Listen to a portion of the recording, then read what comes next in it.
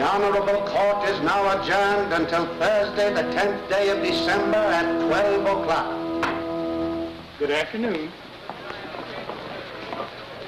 The front two and the spare are all right, but the left rear one is causing me great anxiety. Switched mine. If I don't get another year out of them, I shall be very disappointed. You know, that grandson of mine is a most unusual infant. At 5 weeks, he holds up his head without support. Here, I'll show you a snapshot. Goodbye, Grant. Have a good vacation. Happy holiday, Josephus. Thank you, gentlemen. Thank you.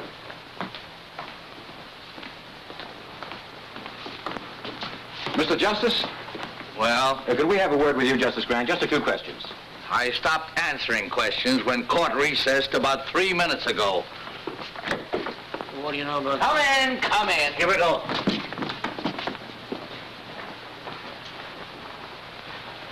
Well, gentlemen. Justice Grant, we understand you declined to preside at the Danville investigation. There's some speculation as to your reasons. Well, there needn't be. I've had a long, hard year. I'm tired. I'm going hunting. Miss Gilbert, would you put this in my bag, please? The Gazette referred to you last week as a terrible-tempered Justice Grant. How do you feel about that? I'm flattered. And this too, Miss Gilbert. where are you going for your hunting? Well, there are plenty of ducks and no reporters. When are you leaving? A moment after you do. Good day, sir.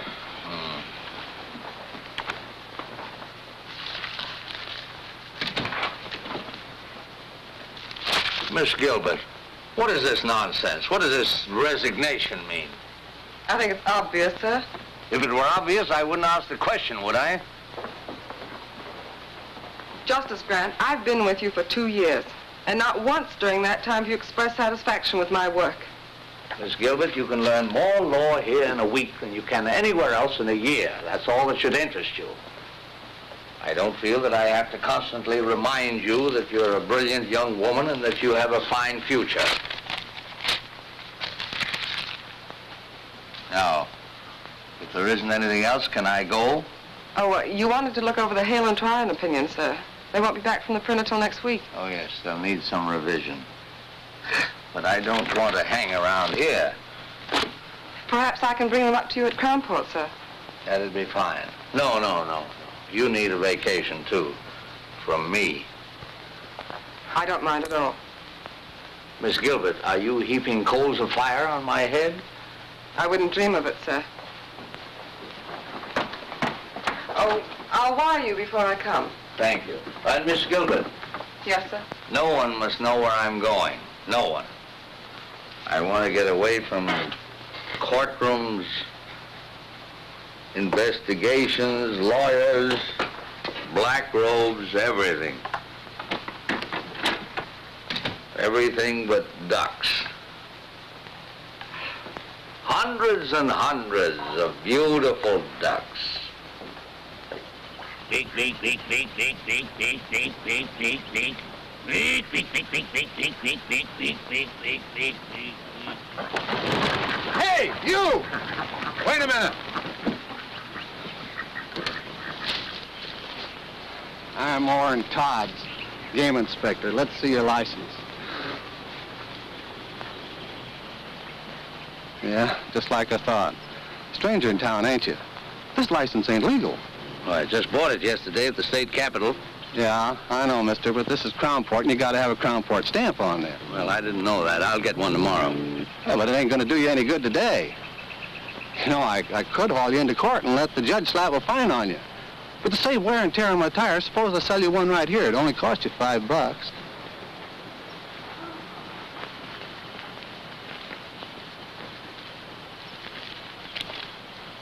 You know, the $5 is just for the stamp. I usually get a little something for my trouble, too. Well, you don't understand. I'm giving you a break, brother. Yeah, I never pay off twice, brother. Come on. Well, look, let me explain it to you.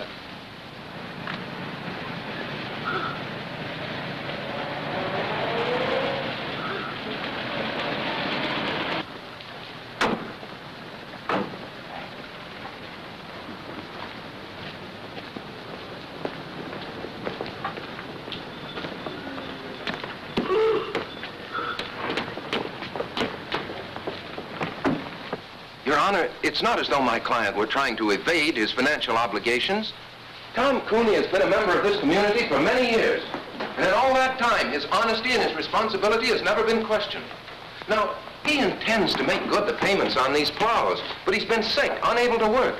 Now, if the court could just grant him an extension... The law doesn't recognize good intentions. I shouldn't have to remind you of that, Mr. Adams. You're supposed to be a lawyer. But, Your Honor, am I not justified in asking the court's indulgence in this case?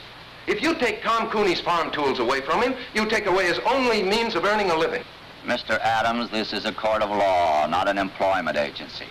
Tom Cooney signed an agreement with Vincent Blackston of the Crown Port Auto and Supply Company. This agreement stated if he missed a payment on those plows, Mr. Blackston could take them back. Is that right, Mr. Cooney? Well, yes, Your Honor, but... All right, Counselor. Judgment against Thomas Cooney. But it was just one payment. If you give me a chance to... I don't care whether you say it's fair or not. It ain't. Get him out of here. Come on, Tom. This isn't going to help. I know it ain't going to help. Nothing's going to help in a town like this. Officer. Come on. Let go of me. Come on. Looks like you just lost yourself another vote, fella. Come on. It ain't right. I know it ain't right. Crown Port versus Joe Grant. Step up, Joe Grant.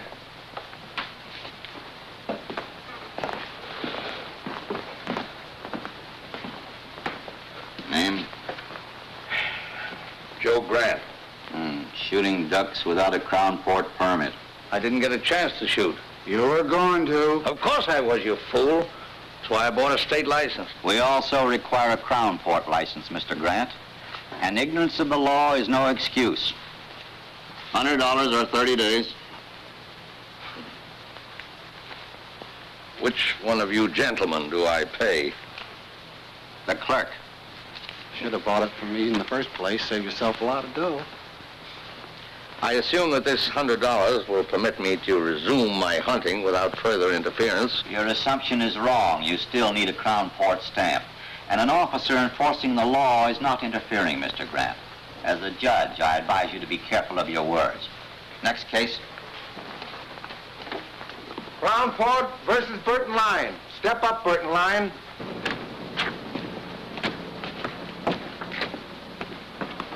Hi, Tom.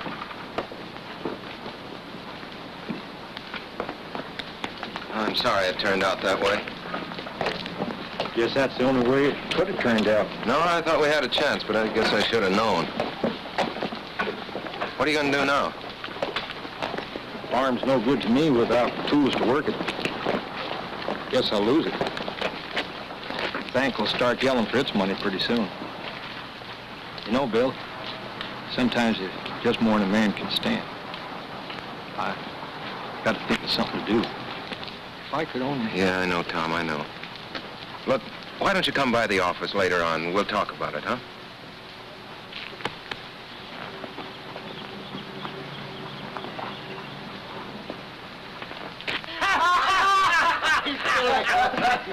Hello, boys.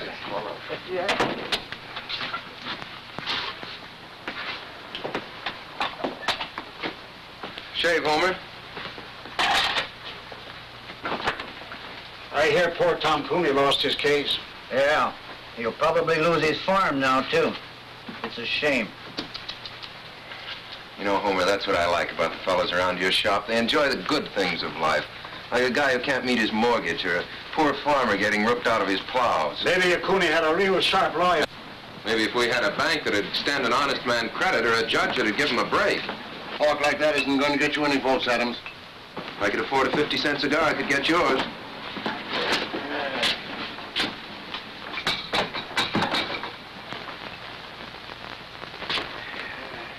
Just the shave. Sure, mister.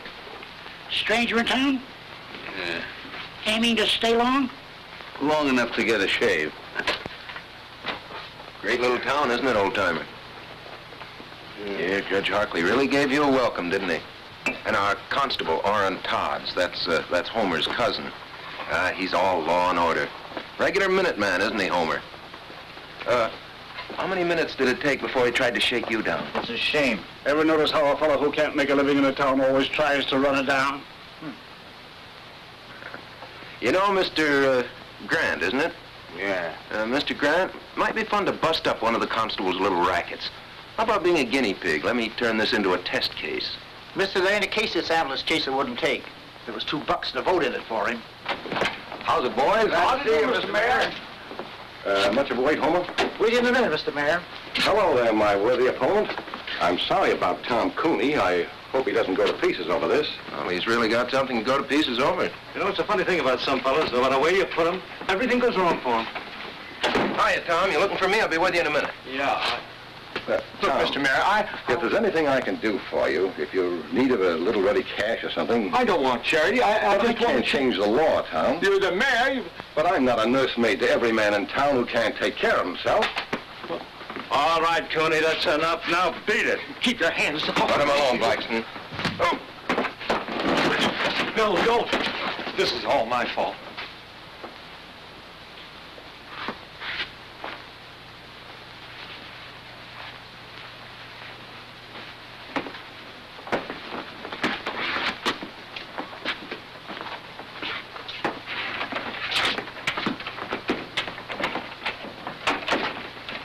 I wish you hadn't had to do that, Benny. He's had it coming to him for a long time. That boy is turning into an awful radical. You could tell that by the speech he made accepting the nomination. Well, that kind of talk is never going to make a mayor a crown port. That's too bad. Nothing I'd like better than to see some bright young fella come along who could take my place. But Bill Adams... Take a man to fill your shoes, Mr. Mayor.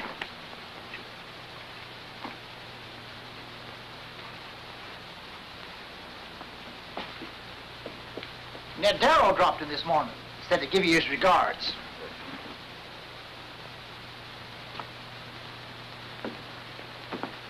What's my bill? Just a shave? Yes. 50 cents. Hey, mister, I said 50 cents, not a quarter. Guess you made a mistake, friend. No, you made the mistake, friend. You picked the wrong customer that time, Homer. First fella in 10 years ever flipped a bash on me.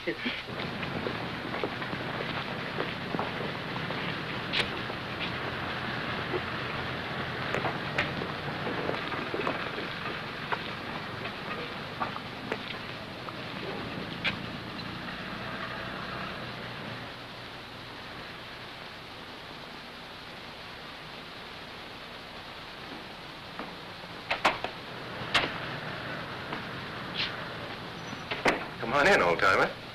Thank you.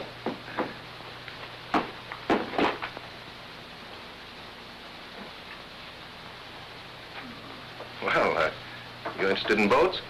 Yes. That's a rather interesting model. She's the Columbia, a square-rig four-master. Nice work. Oh, and here's a nice one. This is a barkentine. Form a square rig, the other mast fore and aft rig. Rather unusual. For sale? Oh, no. No, they're not that good. It's only a hobby, just for fun. I see you're running for mayor. Yeah. Sort of a hobby, too, just for fun? No, not quite. Mayor Coniston, you saw him in the barber shop. Oh, he and his boys have been running this town for a long time. Make it pretty tough for anybody who comes up against them. Yes, I gathered as much. Well, a lot of people have been getting tired of it. I haven't much time myself. The Army's going to grab me in a couple of months, but I thought I might at least get the ball rolling and for once give them a fight. But not too much of a fight. Something you wanted to see me about, Mr. Grant?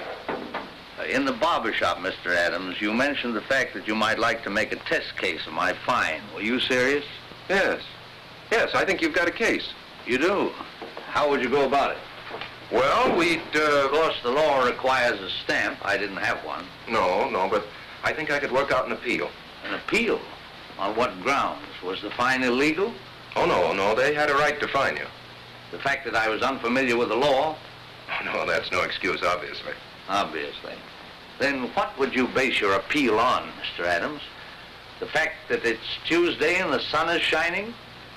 Look, I haven't had much time to give it thought, but I can figure out an angle. There must be one lying around somewhere. Oh, yes, I'm sure there is.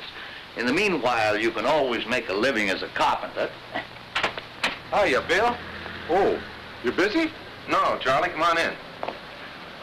Mr. Grant, Charlie Craig, my campaign manager. How do you do, sir? Hi. Any new votes, Charlie? About enough to fill a dog's ear. Say, I just heard about Tom Cooney. Yeah, he's taking it pretty hard. I signed the same kind of note he did, so it don't look so good for that tractor of mine either.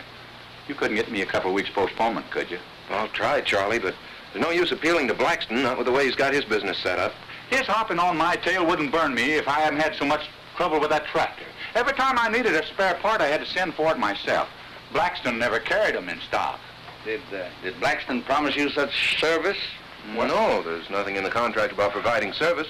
Has Blackston lived up to all his legal obligations as seller of the tractor?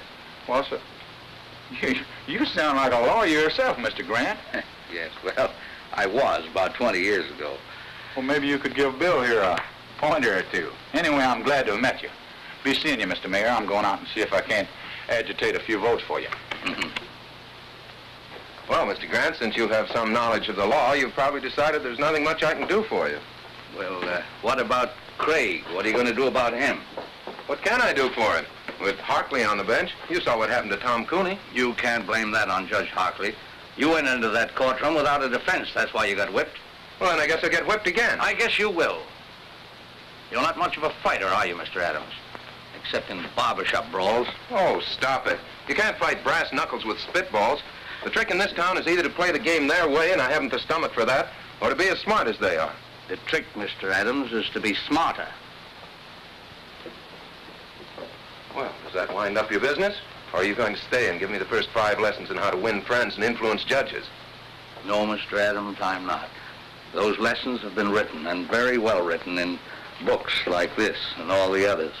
And somewhere in one of them there's a lesson mentioning that in any transaction between a seller and a buyer, there are laws governing the behavior of both parties. But I doubt if you can keep afloat long enough to find it. You know, Mr. Adams, I've seen you in action now as a lawyer, as a candidate for mayor, and as a shipbuilder. And if you'll take my advice, you'll stick to shipbuilding. There's a great future in it for lawyers.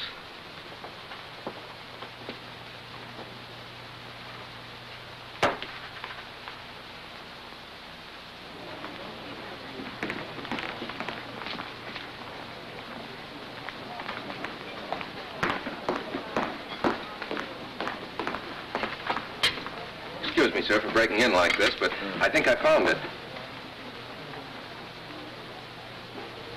Yes, that covers it. You said you hadn't practiced law for 20 years. Imagine remembering a thing like that. Have you had dinner, Mr. Adams? No, thanks, not hungry. I think this will cover it. It should work, but I've been battered down by those guys so often, I guess I haven't too much confidence. How long have you lived in Crownport, Mr. Adams? 28 years with time out for college and law school. Never established residence in any other state? No. You're sure of that? Well, of course. Well, we went to Mexico for a few months when I was 7, but... Did you file an income tax return for 1939 and 40? Well, sure. I didn't pay anything in 1940. I didn't earn enough, but I filed a return. And your figures were honest, correct, and would bear investigation? What? Why, of course they were. No, you're getting nervous, Mr. Adams. I'm not nervous. I'm merely trying... Yes, you are. You're flustered. You're raising your voice. Well, why shouldn't I raise my voice? You've as good as accused me of falsifying my income tax. I've accused you of nothing, Mr. Adams. Now, look, I don't know what you have on there, but I want to tell you that... Take a look.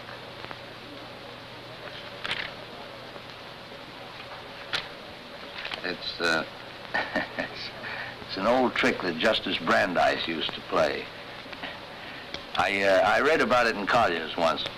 You see, it's an unfortunate fact, Mr. Adams, that every man, even you and I, has done something that he doesn't want anybody to know about. Now, if you can make him think that you're holding in your hand the skeleton in his closet... You've got him. Well, let's say at least you've got him squirming, nervous, worried, as you were.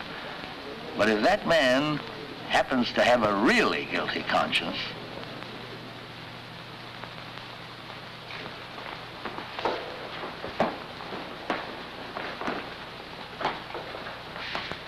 is Vincent Z. Blackston?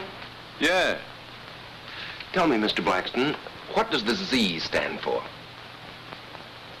Do I have to answer that, Your Honor? What can be your objection? Surely you have nothing to hide. Well, the Z stands for Zephyr. It's a family name. Zephyr means a little wind, I believe.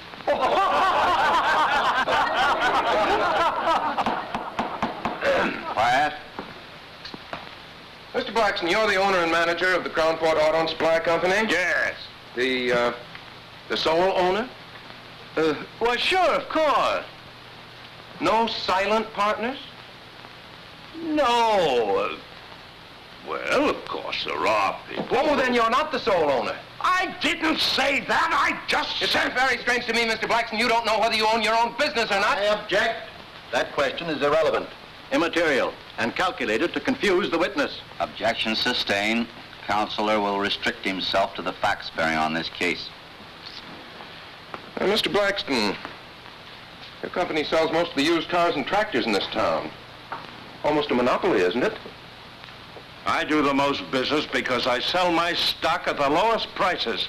That's not monopoly. That's the American way of life. Now tell me, Mr. Blackston, carry spare parts for your customers? Sure. Do you have in stock at this moment piston rings for the 1938 tractors you sold in this town? Well, Mr. Blackston? Well, no, I don't. Oh, then you don't carry all the spare parts your customers might need. Well, I can always get them if they need them. Yes, but sometimes your customers have to wait. Sure, it takes 2 weeks. If I ain't got them, how can they have them? An intelligent answer, Mr. Blackston, and an honest one. One which will require the court to enter judgment against you in this case. Will Counselor explain that statement? Certainly, Your Honor. Motor Vehicle Laws, 1919, Chapter 174, Section 52. The sale of any automobile or any other automotive vehicle is void unless the dealer carries in stock at all times and on demand parts that may be needed to repair the particular make of vehicle. Will you let me see that reference?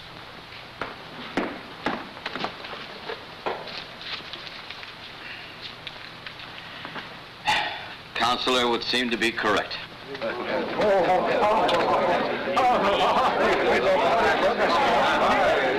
You put it over, Bill.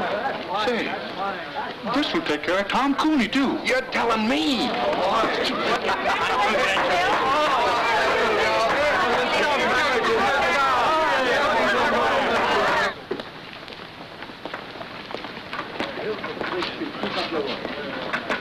Mr. Grant. I thought you were going hunting. Well, all the ducks are inside today. I see you winged a couple yourself. Oh, of course, it's nothing really big. Oh, who am I kidding? I'm so tickled I feel like a combination of Superman and a member of the Supreme Court. Really, I don't know how to thank you, Mr. Grant. Oh, no need to, my boy. First time I've enjoyed a courtroom in years. Hey, thank you, fella. You know what this stuff is? No, Mr. Grant, he wouldn't. William, this is American money. Good old folding money. You know what you can do with this stuff? You can buy things that you need. You get it? Yeah, but what I don't get is where you got it. Well, seeing Blackston get trim, warm some hearts, and unloosen a couple of purse strings. The boys have kicked in for your campaign fund. You know what we're going to do with this beautiful stuff? We're going to get some posters printed, great big ones. The kind that look you right straight in the eye and follow you around.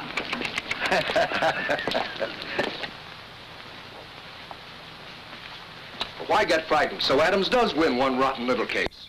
Do you know what that case cost me? You can afford it.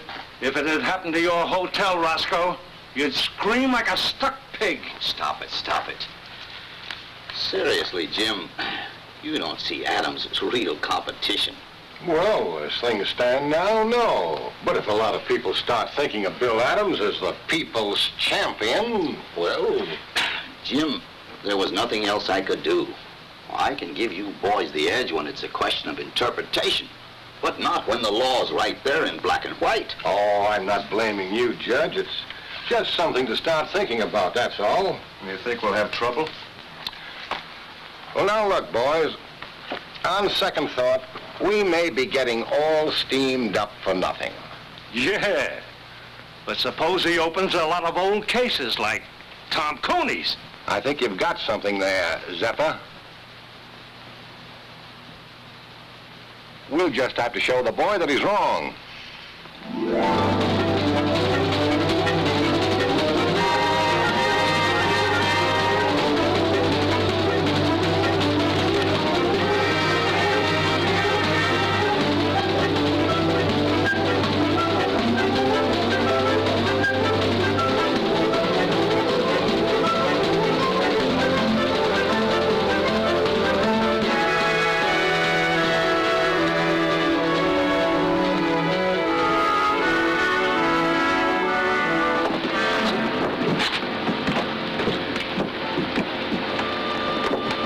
Miss Gilbert?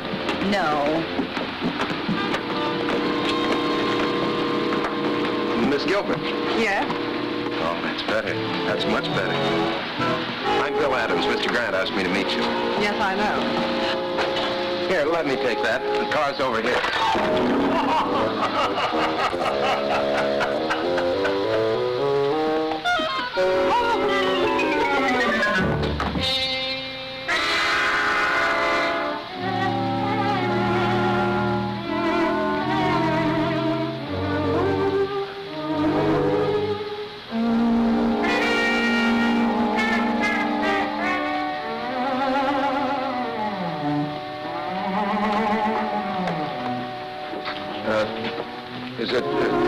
Do you think we should try to scoop some of that up?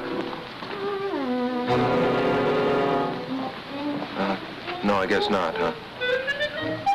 Well, everything seems to be under control, but... Would it be all right with you if we went to your car now? The car? Oh, no. No, yes. Right here.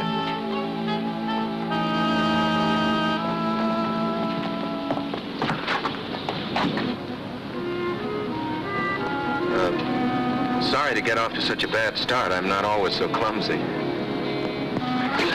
Oh, my hat! Oh, don't worry. We'll get it.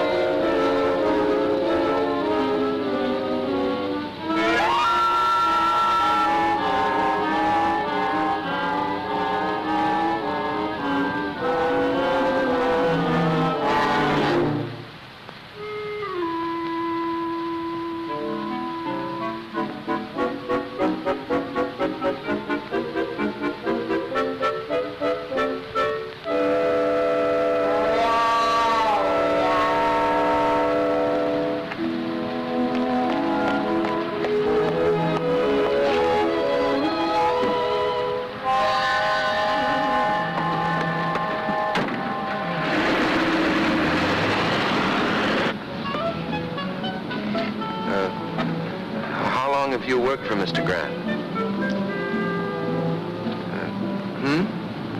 2 years. Quite a character, isn't he? Quite.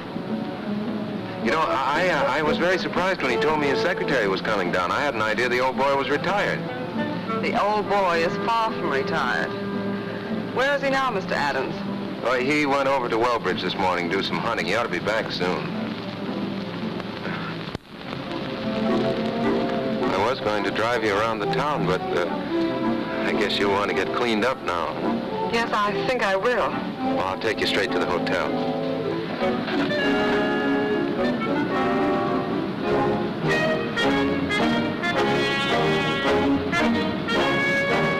You are running for mayor? Mm-hmm. Surprised? That's putting it very mildly, Mr. Adams. Well, make the most of it, lady, because that's likely to be the only surprise you'll get in this town.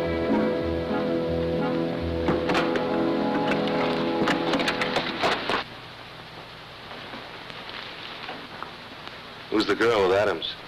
Don't know. What difference does it make? I'd like a room, please, by the day. No baggage? Well, she's This is just all here. right. I don't register women without baggage in my hotel. Henry, show this lady out. But you don't understand. Yes, I do. Why, you...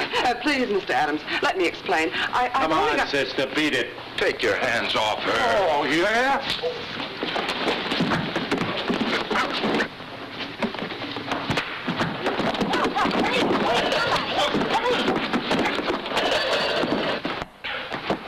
Nice work, pal.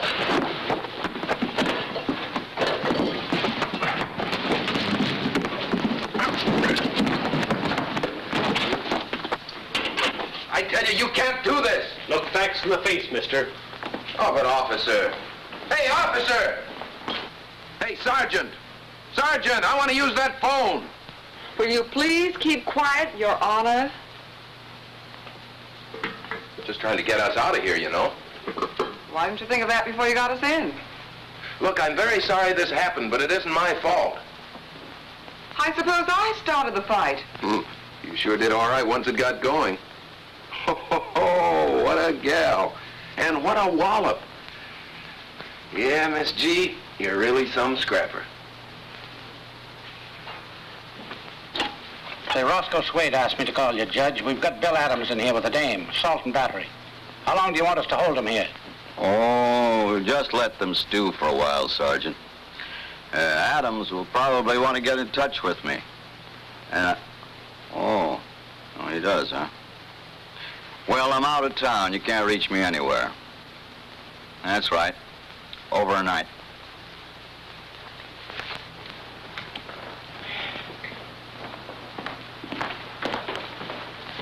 Will you have the chef prepare a couple of these for tomorrow night's dinner? And I'll have my key, please. Yes, sir. What room did you put Miss Gilbert in? Gilbert? Gilbert. There's no Miss Gilbert registered. Well, that's strange. Anything wrong, Mr. Grant? Why, yes, I was expecting my secretary today. Mr. Adams was to have met her. Your secretary? Yeah. Miss Gilbert, Miss Lucy Gilbert. Have you heard from her? No, not exactly. Well, that is, she was here, but... Where is she? Well, Mr. Grant, you see, we had a little trouble. Where is she? She's with Adams in the county jail. Well, you get them out of there, and fast. Yes, sir. Yes, sir, right away.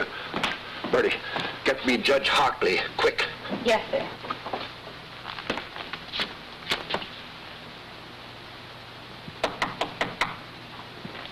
Come in. Good evening, Mr. Grant. Well, good evening, Miss Gilbert.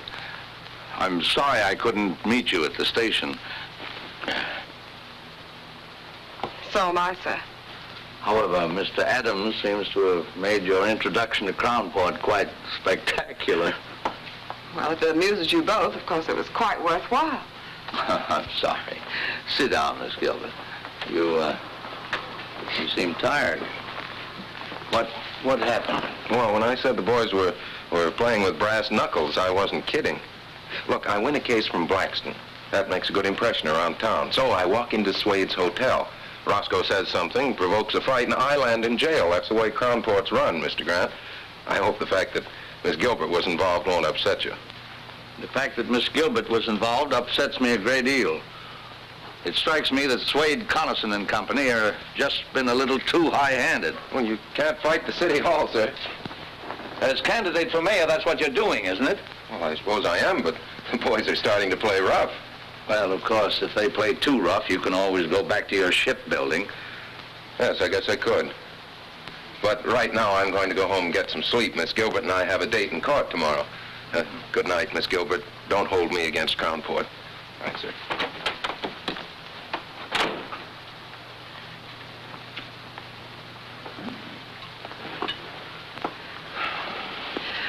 Your notes, perhaps you'd like to go over them.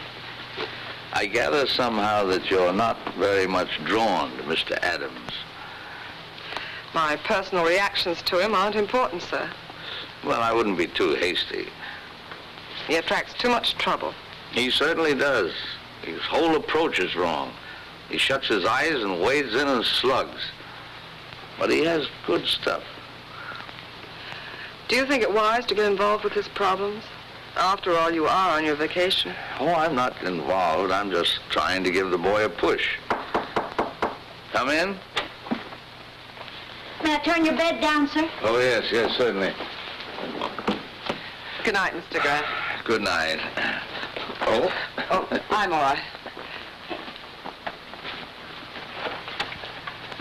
Good night, Miss Gilbert.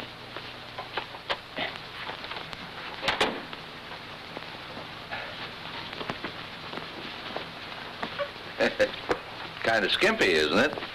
They just ain't long enough, none of them. I keep a-telling Mr. Swade. Well, there, that'll have to do. Good night, sir.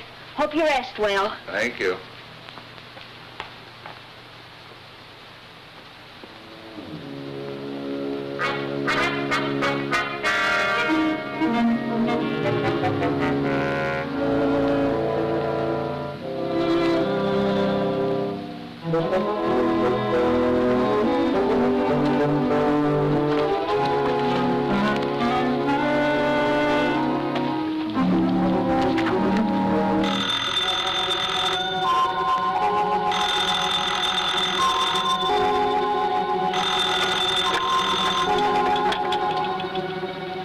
Wrong number. Mr. Adams, wake up. This is Mr. Grant. What? Wait a minute. Yeah? You want me to what? I said get into your clothes, get 2 yardsticks. Yardsticks. Come right over here and register for the night at the hotel. I'll tell you all about it when you get here, but get here. Right.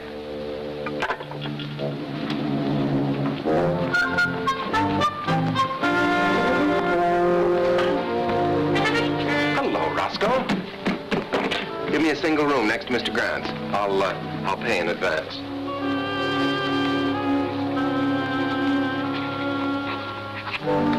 $413. What's the matter, Roscoe? You don't seem at all happy to see me. I brought my luggage, too.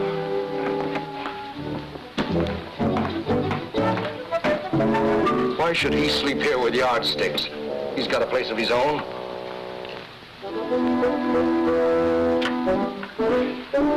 Hello? Get me Miss Gilbert's room, please. Where do we start? Why should he want to talk to her in the middle of the night?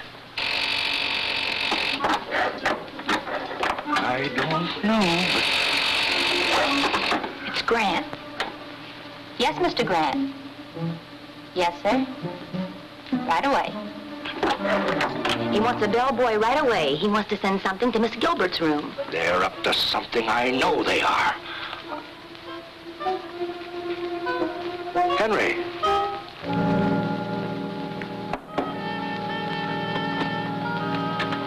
Take this yardstick to Miss Gilbert. Yes, sir. Mr. Swade said with his compliments. My compliments to Mr. Swade. I don't eat fruit.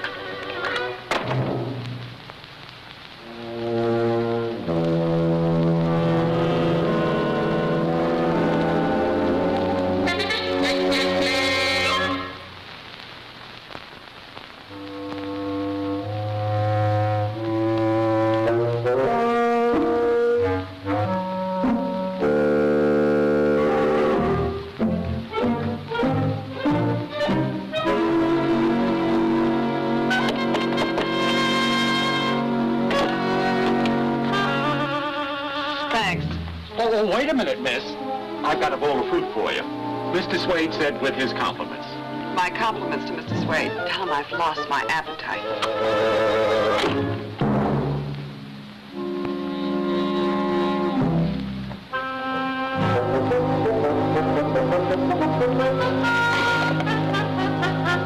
I couldn't see nothing. They blacked out the rooms.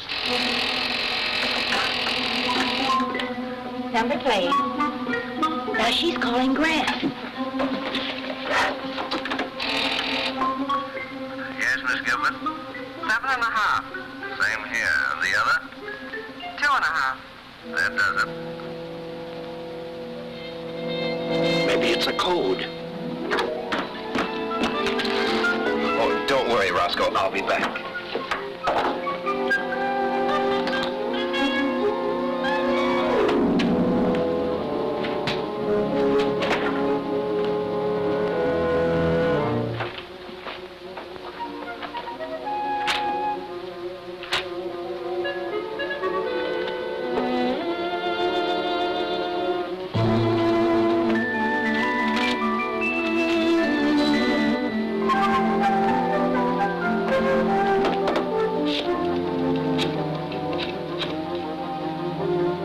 Wade's hotel? Give me Mr. Grant's room.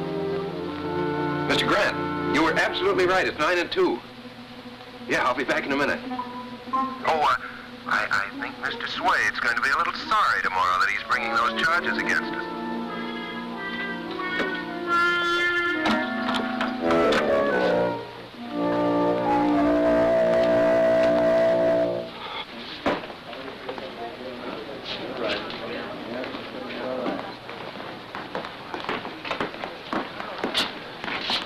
Good afternoon, Miss Gilbert. Mr. Grant, you're looking very beautiful, Miss Gilbert. Really? I didn't sleep at all. Probably nervous exhaustion due to the unfortunate experience you underwent yesterday. Ever spent any time in jail, Mr. Swade? Ever been sued for false arrest, Mr. Swade? Miss Gilbert, I've made up my mind to drop the complaint against you. Well, what about the complaint against Mr. Adams? He spent a few hours in jail, too. You've got nobody but yourself to thank. You started it hitting Henry. I'll forget you hit me. He didn't hit you. I did. Well, I'll forget that, too, but... But 6 hours in jail is something I won't forget, Mr. Swade. I think $5,000 damages would be about right, Counselor, don't you? Well, I had thought of 10, but... No, I think 5 is enough. Oh, don't worry, Mr. Swade. I'll see that the money goes to a good cause. I'll invest it in war bonds.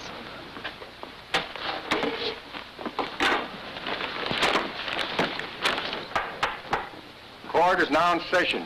Judge Hartley presiding. Case of Swade versus Gilbert and Adams.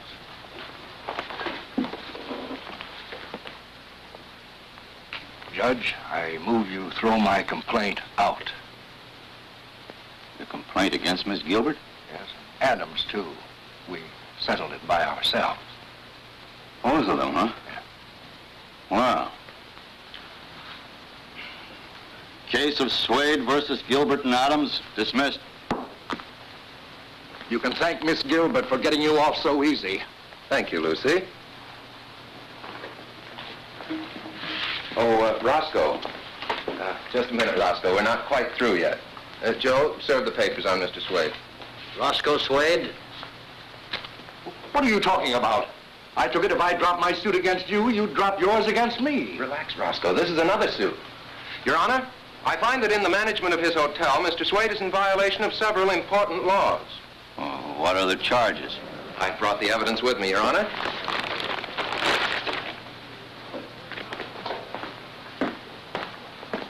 The hotel laws of this state, 1909, Section 52. All sheets provided in all hotels, hostelries, inns, or lodging houses shall be a minimum of 9 feet in length. 7.5 feet, Your Honor. All pillowcases shall be a minimum of 3 feet. 2.5 feet, Your Honor. There should be a minimum distance between all twin beds of 2 feet. Now, the beds in my room at the Swade Hotel were scarcely half a foot apart, Your Honor.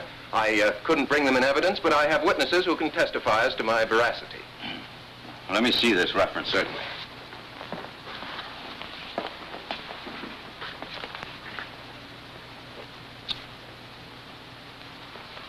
You'll be sorry for this. You wait and see. Will the court warn the defendant that threats and intimidation are punishable by law?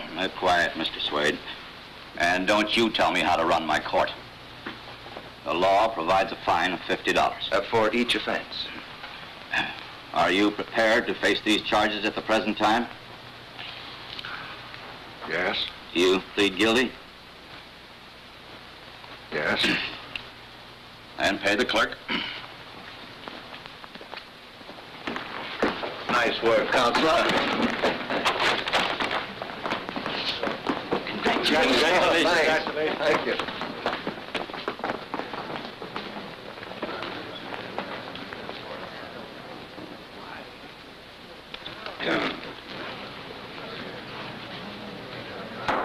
Half-hour recess.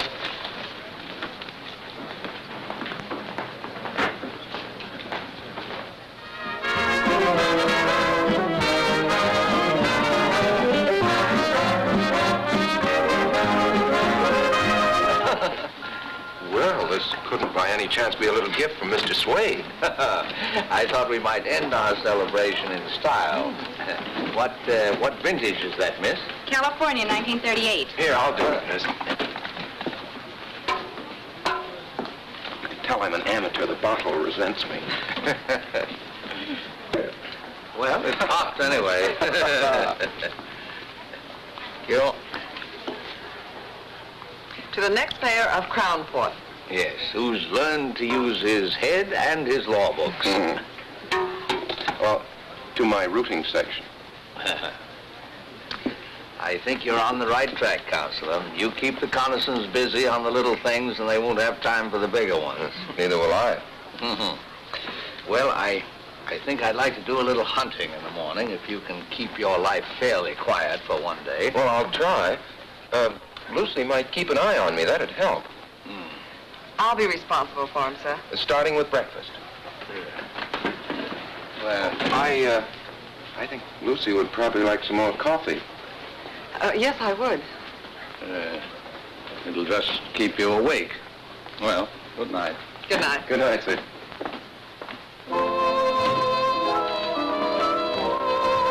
More coffee?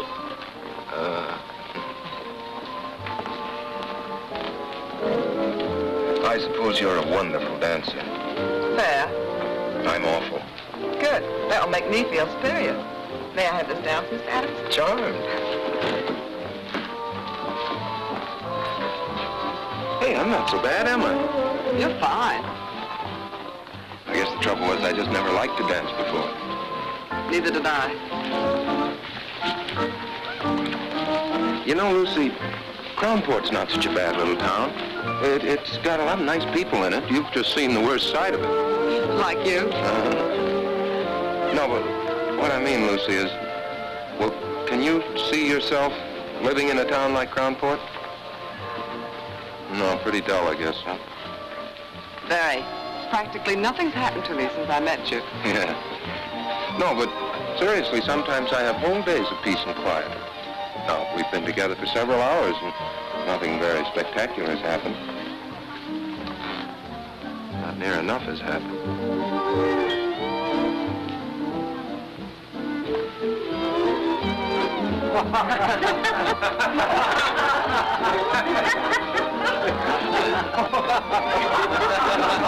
Let's get out of here. Sorry. Sometimes we have whole days of peace and quiet. Good night, Mr. Adams. Oh, that date for breakfast still stands. Good night, Bill.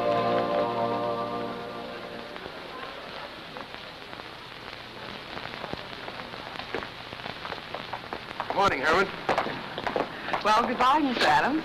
Oh, no. Oh, no. Mr. Grant said you were to look after me today. And what he says goes. He's your boss, you know. Well, I've had breakfast with you. Oh, yes, but I need much more looking after than that. Much more. What the? Wait, Bill. Hey! I've been trying to find you. Look. Hey, what's going on here? What do you think you're doing? You're being evicted. Here's your notice. Come on, boys. Don't take all day. Okay, boss. Because of the lumber I keep around, the place has attracted termites. How do you like that? It's fantastic. Look, can't you just wait until I call Ridges and get this thing fixed up? Sure. You can call him in Swade's office, but it won't do you no good, pal. He signed the notice himself. Okay, fellas, lift it. Yeah, but at least you can leave my stuff here until I can get another office. Sorry. Orders. Well, what difference does it make to you?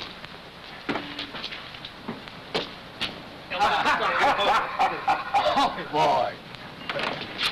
Where's your telephone? Over there. Thanks.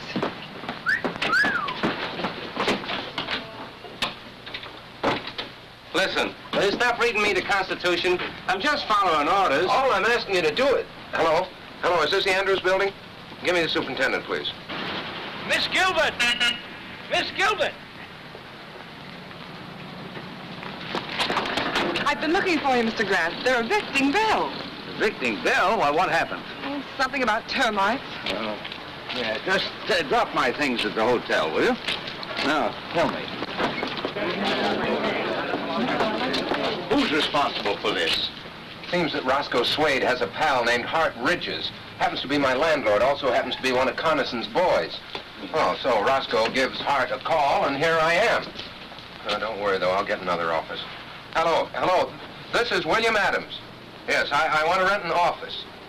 What? Oh, no vacancies.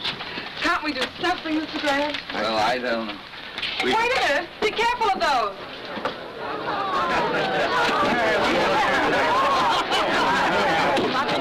No vacancies at all, huh? I see. Not an office in town, not even a loft. Oh, those boys think of everything. Coniston? Are you sure? Who else? It's too clever for anybody else. Let me through here with you. Who's Bill Adams? Do you mean Mayor Adams? I'm Bill Adams. What do you want? Electric company. Got orders to discontinue service. Efficient, aren't they? You'll find the box in the back. Okay, thanks. What's the matter, Mr. Mayor? Can't you pay your bills? You shut your mouth. I'll shut it for you. Oh, no, Tom, no. That's what they want us to do, so let's not do it. Why not use my sitting room as temporary headquarters? Oh, well, that's awfully nice of you, Mr. Grant, but I couldn't do... Why not, Bill? You're not going to let them put you out of business, are you?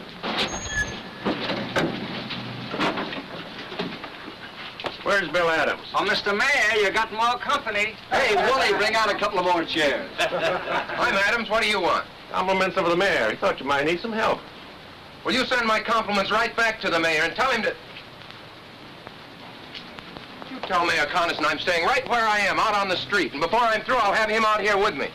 Get a soapbox. You bet I'll get a soapbox. And if Coniston wants to know what I mean, tell him to come down here and I'll try explaining it to him personally. Ladies and gentlemen, please, just give me a few minutes until I get my new office set up. William, you mean right here on the street? Sure, why not? We'll hang my shingle on that lamppost. Bill, they'll get out in the junction. You won't be here 2 hours. I know that, sir. But this time Coniston's gone too far. He's giving me more publicity than I ever dreamed of. I may be here only an hour, but it'll be a good one. I'll get you an office. Now, keep out of trouble. I'll be back in a few minutes. Oh, now, is this about right for the desk? Oh, no. I think it should be catty-corner. Okay, ladies on the ball. Oh, here, let me take those. Watch this. Oh, yeah. Excuse me.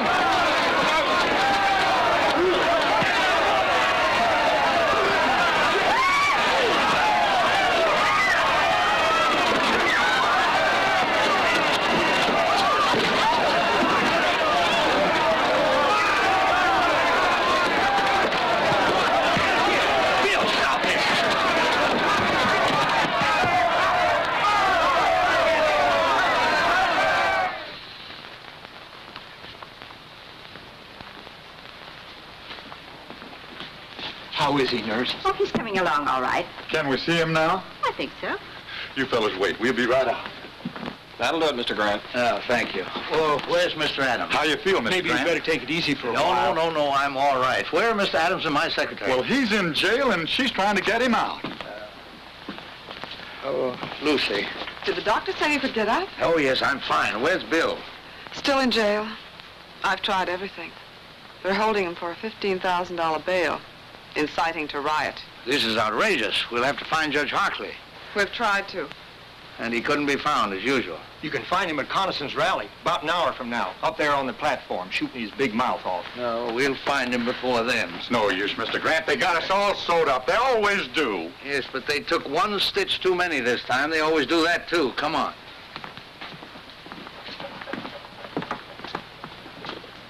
Do you think you should? I've got to get the boy out of jail.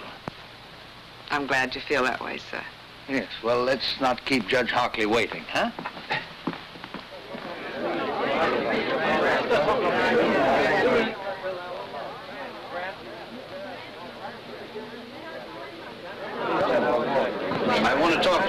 Hockley. Sorry, I haven't any time to give you right now. I'm afraid you'll have to find time.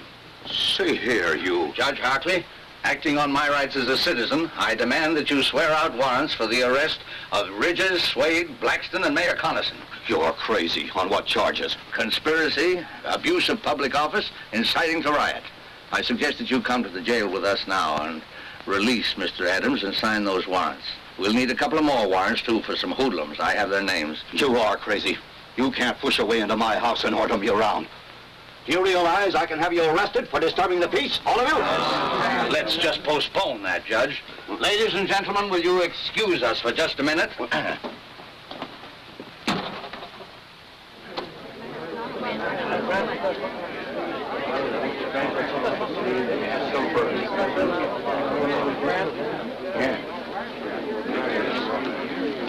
Ladies and gentlemen, I have persuaded Judge Hockley to change his mind.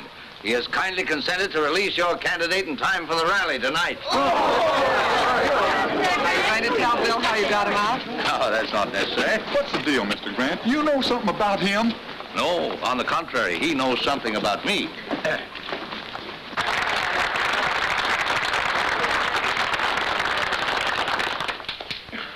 Ladies and gentlemen, I mean my friend.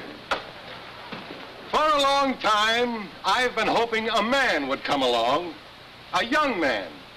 Because like I always say, the future of our great country belongs to the young folks who could take over and give us old folks a chance to sit back and take things easy. Well, this year I said to myself, Jim, maybe this Bill Adams is the fella. But he dashed my hopes and prayers to the ground. I saw that he's not the man we've been waiting for. That he's nothing but an agitator, a troublemaker, stirring up neighbors against each other. He said he'd be here tonight. I wish he was. I hoped that when I got up to talk, he'd be here on the platform with me to debate with me the issues so close to our hearts.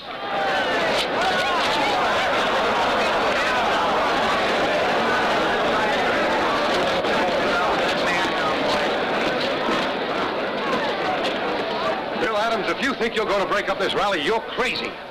Did you let him out? Mr. Mayor, well, Chief Perkins here, he's got a warrant for your arrest. And for the arrest of Blackston, Ridges, and Swade. Take your hands off me. Jim, I couldn't help it.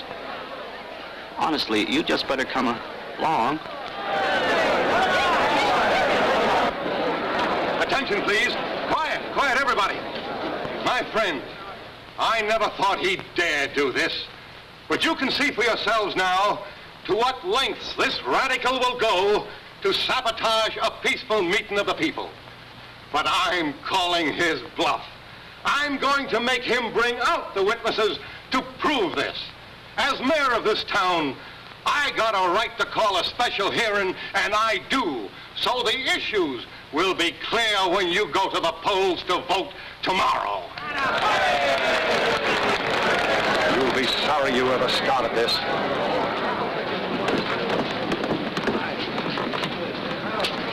Better remain with us, Mr. Hockley. We wouldn't want you to prejudice the mayor's testimony. Any place there, folks. All right, find a seat and sit down. Sit down. That Adams bird's just bluffing. He ain't got a thing on the mayor. No? Find a seat and sit down.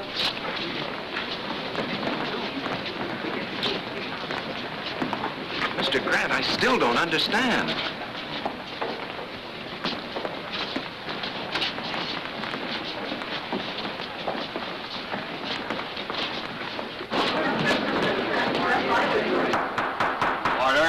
Order, this hearing will come to order.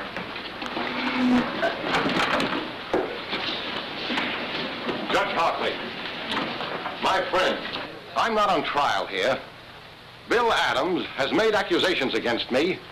He's had a warrant sworn out for my arrest. This is a hearing to show you that he has no proof of anything he says. That he's trying by a cheap trick to win an election he can't win by fair play. Judge Hockley. Mr. Mayor, you'll have to moderate your tone. This is very irregular. Step one side and clear the aisle, please.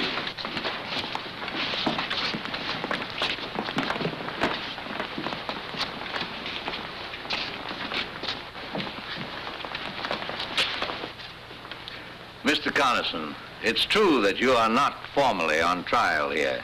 You asked for this hearing. You demanded by what right we had you arrested. We're here to tell you and to accuse you of conspiring against men who honestly oppose you, of inciting a riot with reckless disregard for human safety, of abusing the office to which you have been elected by the people of this town. And these accusations we are prepared to prove. I hate to see the old boy get himself involved like this. Don't worry about the old boy now, darling. Mr. Mayor, Mr. Grant has obtained confessions from these men. They have told Mr. Grant that acting on your orders, they started the riot this morning in order to make possible Mr. Adams' arrest. They have sworn to these facts. Because of this, Mr. Grant was able to demand a warrant for your arrest. Mr. Grant swore out a warrant for my arrest. A man who doesn't even live in our town. A meddling old fool who does nothing but shoot ducks and start trouble. Jim, don't say that. I'll say anything I please. I demand to know who this man is. Who is this Joe Grant? Jim, do yourself a favor. Don't ask. That's all right, Judge Hockley. Mr. Connerson, it's not Joe Grant. It's John Josephus Grant. Where you from, Grant? Washington, D.C. Jim, please, no more questions. Mr. Grant... Shut up! I'll ask all the questions I please. By what right? And what do you do, Mr. Grant? Mr. Connerson, I am a judge, an associate justice of the Supreme Court of the United States.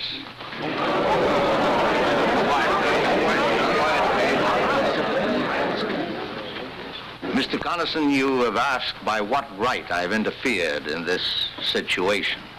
Do you still want an answer? Justice Grant, would you care to... No, thank you. Bill! Oh, just throw some water on him, Lucy. He'll be all right.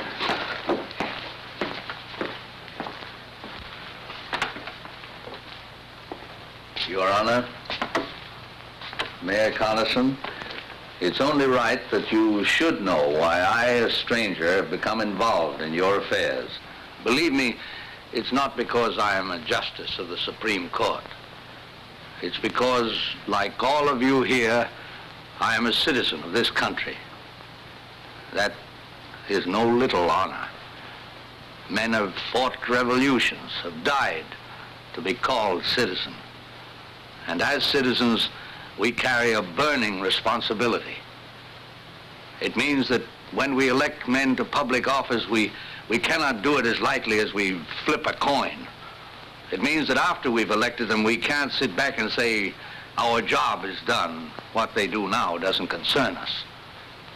That philosophy of indifference is what the enemies of decent government want. If we allow them to have their way, to grow strong and vicious, then the heroic struggle which welded thousands of lovely towns like this into a great nation means nothing. Then we're not citizens, we're traitors. The great liberties by which we live have been bought with blood. The kind of government we get is the kind of government we want. Government of the people, by the people, and for the people can mean any kind of government.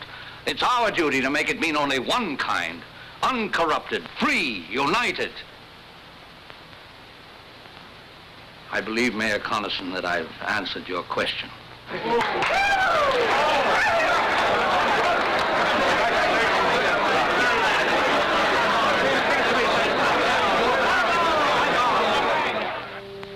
Now, as soon as court adjourns, I'll meet you back here in my chambers. Oh, what's the matter, Mr. Justice? You seem nervous. Oh, no, not at all. How about you, Mayor Adams? Have you the ring? Do you know your lines, sir? Well, I ought to. I stayed up half the night learning them.